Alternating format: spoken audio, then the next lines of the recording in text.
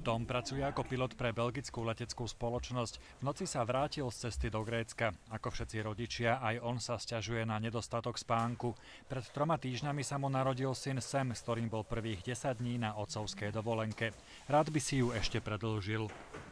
I think it's better to have 1 month for the father as well, because it's quite a nice time to be with your baby, and it's difficult to leave him to go to work and with not too much of sleep.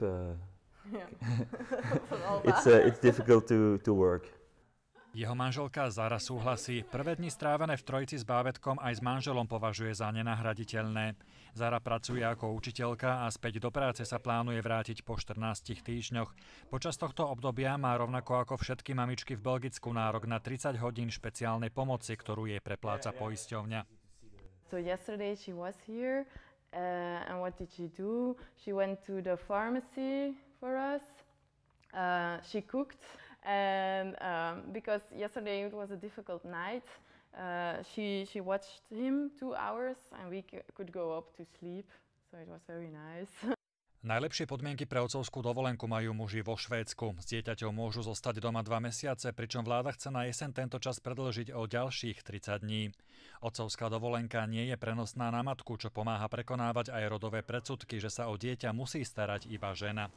Young fathers have now also different aspirations than maybe 20, 30 years ago. I can see that more and more men are saying that we are equal with my partner. V posledných rokoch v západnej Európe rýchlo rastie počet mužov na materských dovolenkách. Napríklad vo Švédsku alebo Holandsku zostáva doma s deťmi viac ako štvrtina všetkých mužov. Slovensko má jednu z najdlhších materských dovoleniek v Európe, je však aj najslabšie platená. Zmeniť to chcel Európsky parlament, ktorý presadzoval, aby mamičky vo všetkých krajinách únie dostávali 100% zo svojho platu.